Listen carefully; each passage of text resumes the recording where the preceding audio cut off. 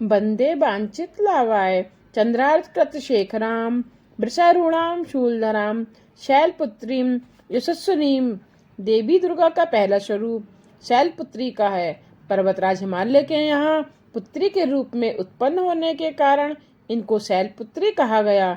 यह वृषभ पर आरूढ़, दाहिने हाथ में त्रिशूल और बाएं हाथ में कमल पुष्प धारण किए हुए हैं। यह नवदुर्गाओं में प्रथम है। नवरात्र में पहले दिन इन्हीं का पूजन होता है।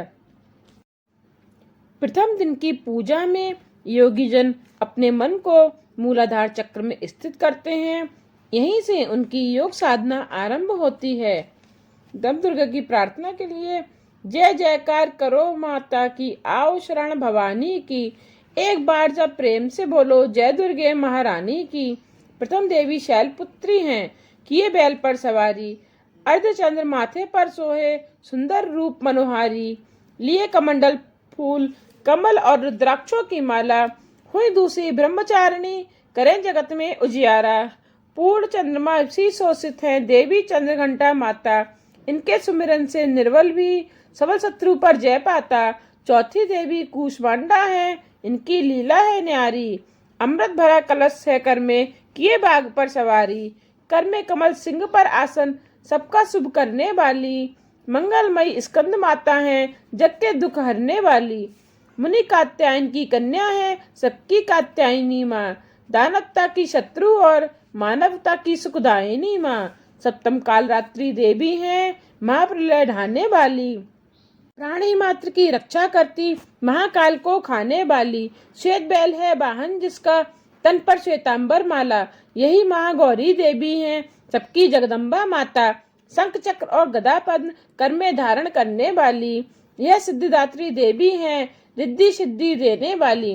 जय कल्याणमयी नवदुर्गे, जय शक्ति दायिनी माँ, जयति जयति चंडी नवदुर्गे, जय गिरिराज महारानी माँ। नवदुर्गा की प्रार्थना के बाद देवी के कवच का श्रवण करेंगे। श्री मार्कंडेय जी बोले, पिता हमें जो इस संसार में परम गुप्त तथा मनुष्यों की सब प्रकार से रक्षा करने वाला है और जो अब तक आपने किसी अन्य के सामने प्रकट नहीं किया हो, ऐसा कोई साधन मुझे बताइए। ब्रह्मा जी बोले, ब्राह्मण, ऐसे साधक तो एक देवी का कवच ही है, जो गुप्त से भी गुप्त, परम गुप्त, पवित्र तथा संपूर्ण प्राणियों का उपकार करने वाला है। महामुने उसे सुनो। देवी की 9 मूर्तियां हैं, जिन्हें नवदुर्गे कहते हैं। उनके पृथक पृथक नाम इस प्रकार हैं। प्रथम नाम शैलपुत्री है, दूसरी मूर्ति का नाम ब्रह्मचारिणी है, तीसरी स्वरूप चंद्रघंटा के नाम से प्रसिद्ध है, चौथी मूर्ति को कूष्मांडा कहते हैं, पांचवी दुर्गा का नाम स्कंद माता है, देवी के छठे रूप को कात्यायनी कहते हैं, सातवां कालरात्रि और आठवां स्वरूप महागौरी के नाम से प्रसिद्ध है, नवी दुर्गा का नाम सिद्धिदात्री है। यह सब नाम सर्वज्ञ महात्मा वेद भगवान के द्वारा ही प्रतिपादित हुए हैं। जो मनुष्य अग्नि में जल रहा हो, रणभूमि में शत्रुओं से घिर गया हो, विषम संकट में फंस गया हो तथा इस प्रकार भय से आतुर होकर जो भगवती दुर्गा के शरण में प्राप्त हुए हों, उनका कभी कोई अमंगल नहीं होता। युद्ध के समय संकट में पड़ने पर भी उनके ऊपर कोई विपत्ति नहीं दिखाई देती। उन्हें शोक, दुख और भय की प्राप्ति नहीं होती। जिन्होंने भक्ति पूर्वक देवी का स्मरण किया है, वह निश्चय ही वृद्धि को प्राप्त होते हैं। देवेश्वरी, जो तुम्हारा चिंतन करते हैं, उनका तुम निसंदेह ही रक्षा करती हो। चामुंडा देवी प्रेत पर आरूढ़ है, 12 ही भैंसे पर सवारी करती हैं। इंद्री का वाहन ऐरावत हाथी है। वैष्णवी देवी गरुड़ पर आसन जमाती हैं। माहेश्वरी वृषभ पर आरूढ़ होती हैं। कौमारी का वाहन मयूर है। भगवान विष्णु की प्रियतमा लक्ष्मी देवी कमल के आसन पर विराजमान है और वह हाथों में कमल धारण किए हुए हैं। वृषभ पर आरूढ़ ईश्वरी देवी ने श्वेत रूप धारण कर रखा है। ब्राह्मी देवी हंस पर बैठी हुई हैं और सब प्रकार के आभूषणों से विभूषित हैं। इस प्रकार ये सभी देवियां इस प्रकार की योग शक्तियों से संपन्न हैं। इनके अतिरिक्त और भी बहुत सी देवियां हैं जो अनेक प्रकार के आभूषणों की शोभा से युक्त तथा अनेकों प्रकार के रत्नों से सुशोभित हैं। ये संपूर्ण देवियां क्रोध से भरी हुई हैं और भक्तों की रक्षा के लिए रथ पर बैठी दिखाई देती हैं। ये शंख चक्र गदा शक्ति हल और मूसल खेटक और तोमर परशु तथा पास कुंत और त्रिशूल एवं उत्तम सांग धनुष आदि अस्त्र शस्त्र अनेक अपने हाथों में धारण करती हैं। दैत्यों के शरीर का नाश करना, भक्तों को अभय दान देना, देवताओं का कल्याण करना, यही उनके शस्त्र धारण का उद्देश्य है। महान रौद्र रूप, अत्यंत घोर पराक्रम, महान बल और महान उत्थान वाली देवी, तुम महान भय का नाश करने वाली हो, तुम्हें नमस्कार है। तुम्हारी ओर देखना भी कठिन है। शत्रुओं का भय बढ़ाने वाली जगदम्बिके, मेरी रक्षा करो। पूर्व दिशा में ऐन्द्री, मेरी रक्षा करो। अग्निकोण में अग्निशक्ति, दक्षिण कोण में बाराहिनी तथा नेत्रभ कोण में खड़गधारिणी मेरी रक्षा करें। पश्चिम दिशा में बारुणी और वायव्य कोण में मृग पर सवारी करने वाली देवी मेरी रक्षा करें।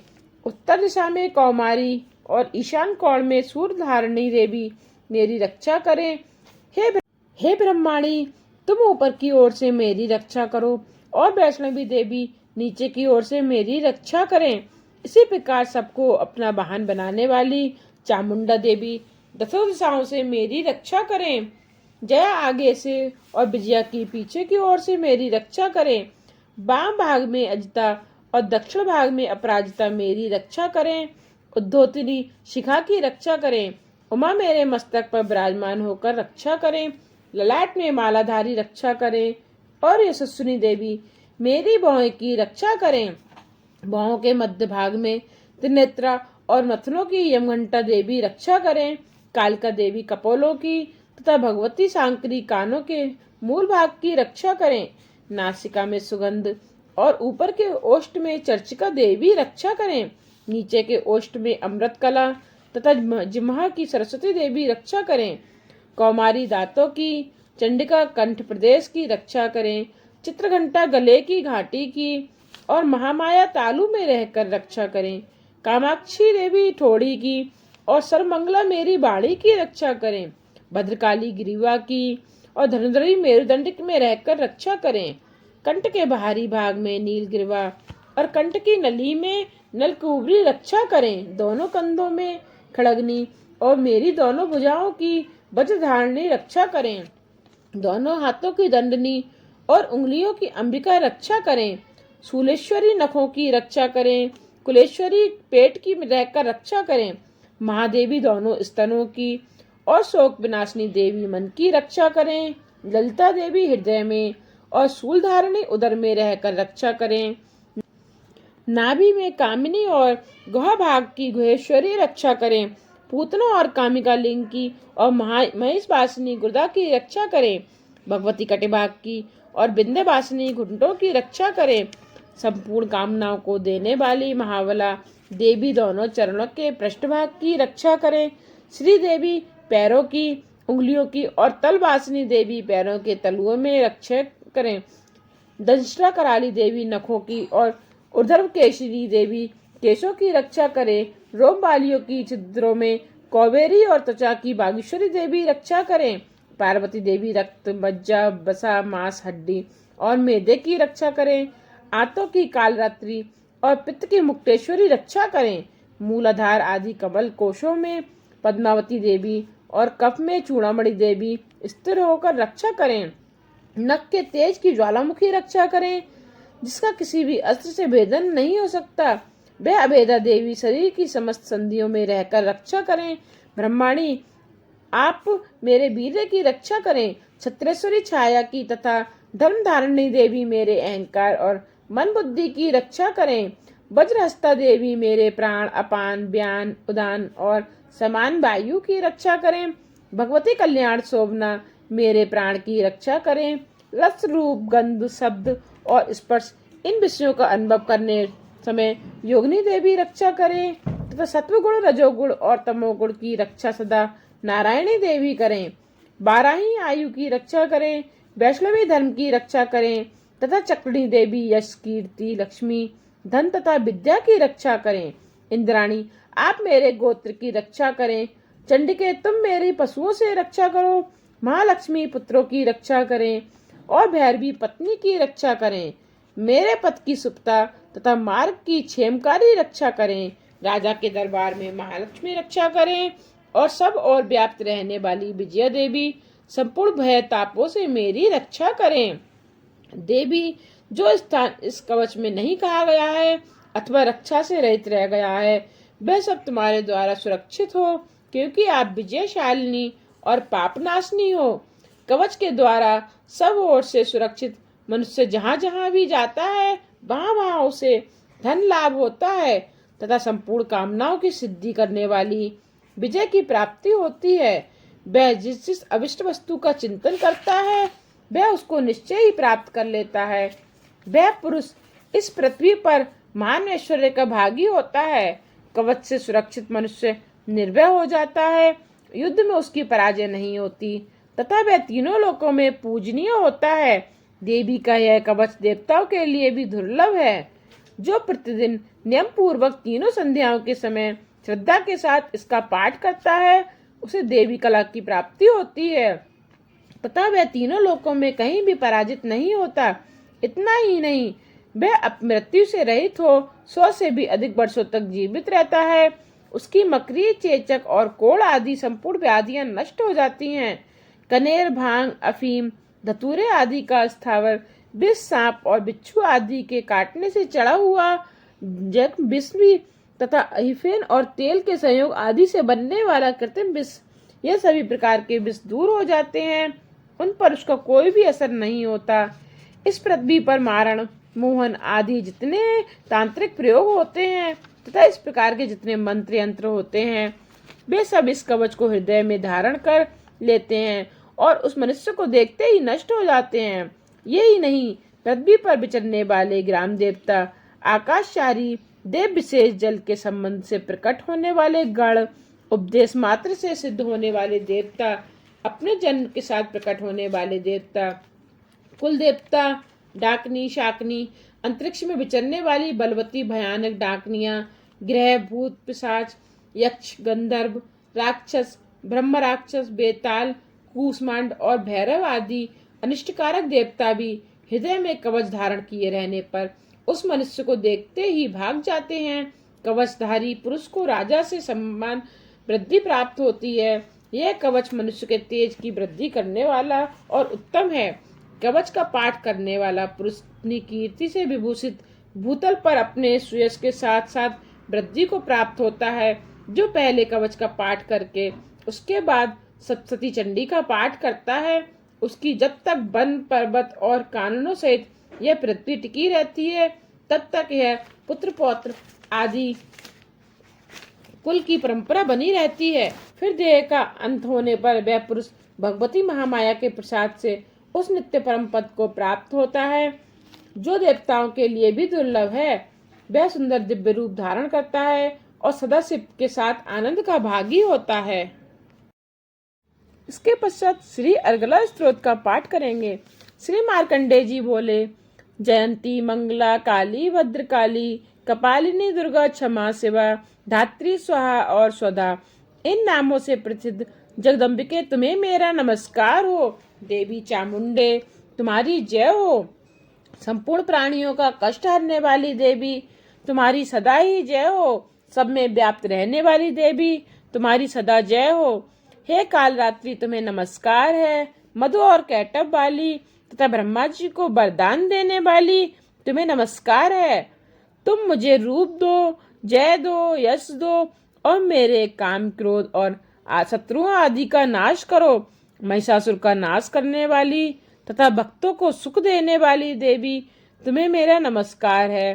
तुम रूप दो, जय दो, यश दो और काम, क्रोध आदि शत्रुओं का नाश करो।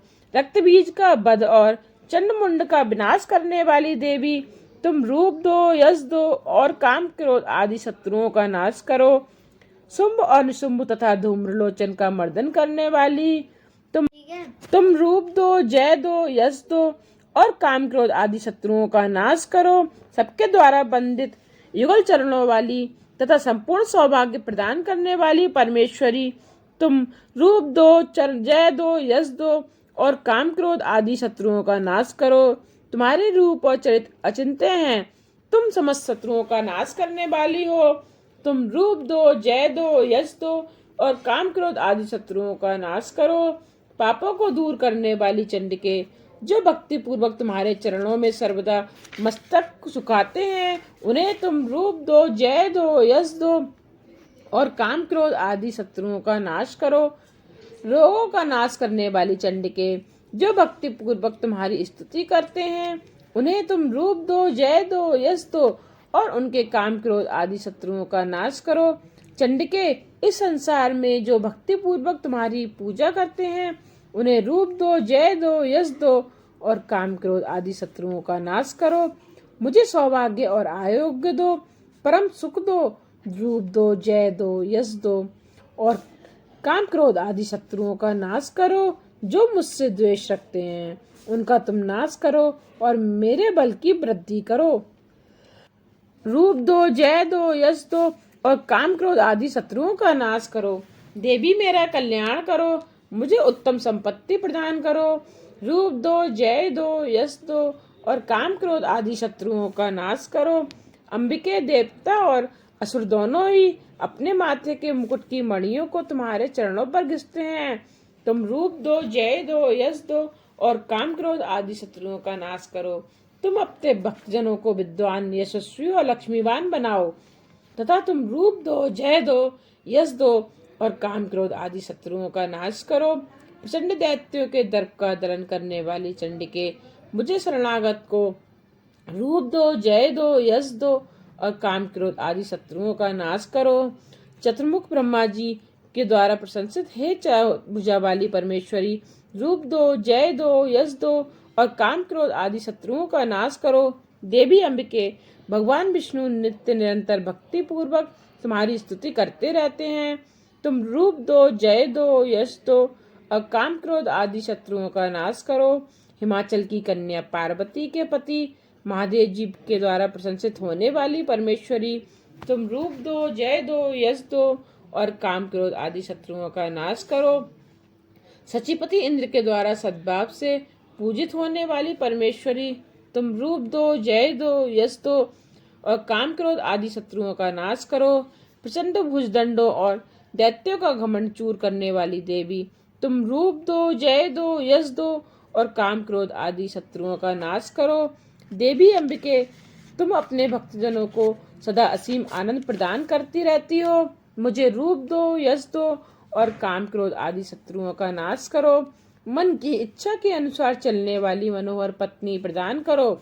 जो मनुष्य इस स्त्रोत का पाठ करके सप्तती रूप महास्त्रोत का पाठ करता है, वह सप्तती की जब संख्या से मिलने वाले फल को प्राप्त करता है, साथ ही वह प्रचुर संपत्ति भी प्राप्त कर लेता है। श्री कीलक स्तोत्र प्रारंभ।